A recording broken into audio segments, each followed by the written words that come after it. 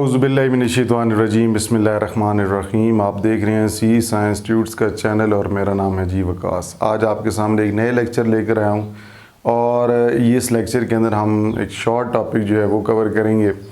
अगर आप चैनल पे फर्स्ट टाइम आए तो चैनल को लाजमी सब्सक्राइब करके घंटी के आइकन को क्लिक कर लीजिएगा और ऑल नोटिफिकेशंस को क्लिक करके ऑप्शन अपने पास महफूज रख लें, वो जो ऑल नोटिफिकेशन वाली, ताकि जब भी मैं लेक्चर अपलोड करूँ, कोई वीडियो अपलोड करूँ, उसकी नोटिफिकेशन आसानी से आप तक पहुंच सके। तो आज का हमारा जो टॉपिक है बेसिकली वो है जी सी प्रोग्रामिंग के अंदर स्ट्रक्चर्ड और अनस्ट्रक्चर्ड प्रोग्रामिंग लैंग्वेजेस कौन सी होती हैं।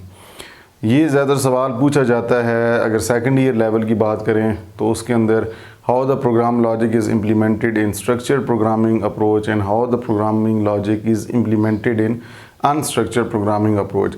आईटी सीरीज़ के अंदर ये एक्सरसाइज के अंदर सेम टू सेम इसी तरह सवाल मौजूद हैं। तो आपने पहले इसको समझना है, कोई मुश्किल नहीं है, बहुत ज़्यादा बड़ा टॉपिक नहीं है। आज का टॉपिक थोड़ा सा स्मॉल है। तो सबसे पहले मैं बात करता हूँ जी अनस्ट्रक्चर्ड की। ठीक है, अनस्ट्रक्चर्ड प्रोग्रामिंग अप्रोच जो है, अनस्ट्रक्चर्ड प्रोग्रामिंग लैंग्वेज के अंदर मैं आपको बता देता हूँ जी, एक मेन फंक्शन होता है जी। मैं बात किसकी कर रहा हूँ जी, अनस्ट्रक्चर्ड की। ठीक है जी, अनस्ट्रक्चर्ड प्रोग्रामिंग अप्रोच से रिलेटेड मैं आपको बता रहा हूँ। मेन फंक्शन होता है और मेन फंक्शन के अंदर आप जितनी मर्जी स्टेटमेंट्स लिखना चाहें, जितनी मर्जी आप लिख सकते हैं।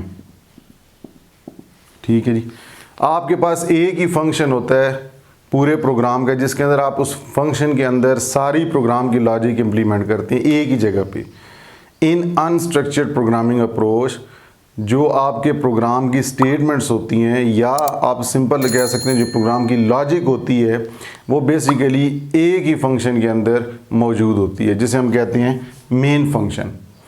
अब आप कहेंगे ये तो बहुत बड़ा फ़ायदा है, हमारे लिए एक ही जगह पे होंगी। देखिए, अगर मिसाल के तौर पे आपके प्रोग्राम जो आपने लिखा है वो 40-50 लाइन्स का है, तो अगर बाद में कोई एरर आ जाता है, एरर ढूंढना आपके लिए मुश्किल हो जाता है, क्योंकि जब सारी स्टेटमेंट्स एक ही जगह पे होंगी तो आपको सारा प्रोग्राम एक दफ़ा देखना पड़ेगा। टाइम कंज्यूमिंग प्रोसेस हो जाता है, उसके साथ एरर ढूंढना आपके लिए मुश्किल हो जाता है। बाद में अगर आपने इसी कोड के अंदर कुछ अपडेट करनी हो तो वो भी आपके लिए मुश्किल हो जाता है।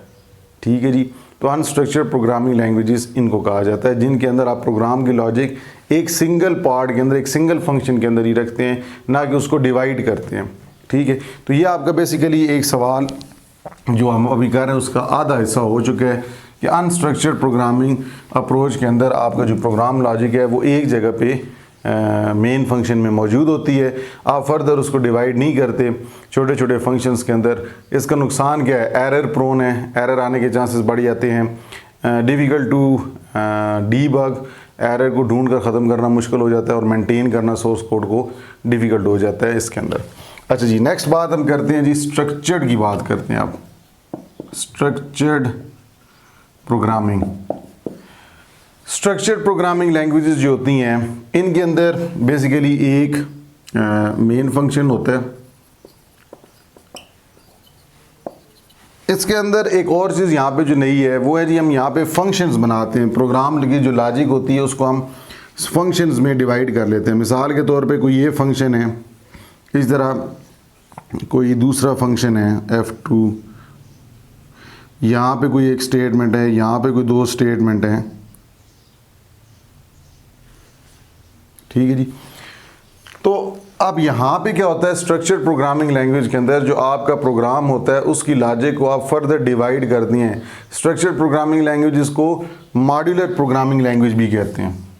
ठीक है, मॉड्यूलर प्रोग्रामिंग लैंग्वेजेस भी कहते हैं, बिकॉज इसके अंदर जो आप प्रोग्राम की लॉजिक है उसको फर्दर डिवाइड करते हैं छोटे छोटे फंक्शंस के अंदर, पार्ट्स के अंदर, मॉड्यूल्स के अंदर, अलग-अलग फंक्शंस बना के उनके अंदर आप प्रोग्राम की लॉजिक इम्प्लीमेंट करते हैं। और अगर आपने मिसाल के तौर पे इस फंक्शन को आपने अगर रन करना है, आप चाहते हैं कि इसके अंदर ये जो स्टेटमेंट पड़ी हैं, आप इन स्टेटमेंट को चलाना चाहते हैं, तो आपको इस फंक्शन को कॉल करना पड़ेगा यहाँ पे, किसके अंदर जी, मेन फंक्शन के अंदर। आप क्या करते हैं, उस फंक्शन का जो नाम होता है वो आप मेन की बॉडी के अंदर कॉल करते हैं। तो कॉल जब करेंगे, जब रन होगा, बेसिकली आपके प्रोग्राम में मेन फंक्शन ही रन होगा तो मेन फंक्शन की मदद से उस फंक्शन की तरफ जाएगा और वहाँ पे देखेंगे यहाँ तो फंक्शन कॉल हुआ है, तो फिर अब वो प्रोग्राम में जाके बाकी देखेगा कि और भी कोई फंक्शंस मौजूद हैं तो बिल्कुल बना होगा और उसके अंदर वो स्टेटमेंट को रन कर दिया जाएगा। ये है आपका स्ट्रक्चर्ड प्रोग्रामिंग अप्रोच का मेथड, जिसके अंदर आप लार्ज प्रोग्राम को छोटे छोटे फंक्शंस में डिवाइड कर लेते हैं। उनको अगर आपने बाद में चलाना है तो आप उसको कॉल कर लेंगे मेन के अंदर। इनके अंदर एरर ढूंढना भी आपके लिए आसान होता है। कैसे कि अगर आपने फ़र्ज़ करें प्रोग्राम रन किया, अगर इस फंक्शन में मसला है तो आप यहीं तक महदूद रहेंगे, आपको सारा प्रोग्राम रीड करने की ज़रूरत नहीं पड़ेगी। तो एरर ढूंढना इसलिए अंदर आसान है। अगर आपने कोई फंक्शन के अंदर इसके अंदर कोई चेंजिंग करनी है F2 के अंदर, तो आपको बाकी सारा कोड चेंज करने की ज़रूरत नहीं पड़ती। एरर ढूंढ कर आप आसानी से ख़त्म कर सकते हैं। जो आपकी सी लैंग्वेज है, ये जो सी लैंग्वेज है ये आपकी बेसिकली स्ट्रक्चर्ड प्रोग्रामिंग अप्रोच को फॉलो करती है। तो आप सी लैंग्वेज के अंदर जितने भी प्रोग्राम इम्प्लीमेंट करते हैं वो स्ट्रक्चर्ड प्रोग्रामिंग लैंग्वेजेस को फॉलो कर रहे हैं। तो आज का लेक्चर इतना ही सा था, एक छोटा सा टॉपिक था, इंपॉर्टेंट है शॉर्ट क्वेश्चंस के लिए। जो पाकिस्तानी स्टूडेंट्स अगर देख रहे हैं, इंडियंस भी बहुत से ऐसे स्टूडेंट्स हैं जो देखते हैं, लेकिन उनके लिए भी मैं कह सकता हूँ कि ये इंपॉर्टेंट टॉपिक है अगर आप प्रोग्रामिंग पढ़ रहे हैं, क्योंकि सी प्रोग्रामिंग स्ट्रक्चरल है अनस्ट्रक्चरल है ये आपको पता हो। तो स्ट्रक्चर्ड प्रोग्रामिंग अप्रोच है, how we can check C language is structured programming और unstructured, because in structured programming languages most of the logic is implemented in different smaller modules or functions. That's why we can differentiate between structured and unstructured programming language. उम्मीद करता हूँ कि आपको ये topic समझ आ गया होगा। अगर कोई सवाल है फिर भी आप पूछ सकते हैं। वीडियो को लाजमी लाइक कर दीजिएगा, शेयर लाजमी कर दीजिएगा। इंशाल्लाह नेक्स्ट वीडियो में जल्द आपसे मुलाकात होगी। तब तक के लिए अल्लाह हाफिज़।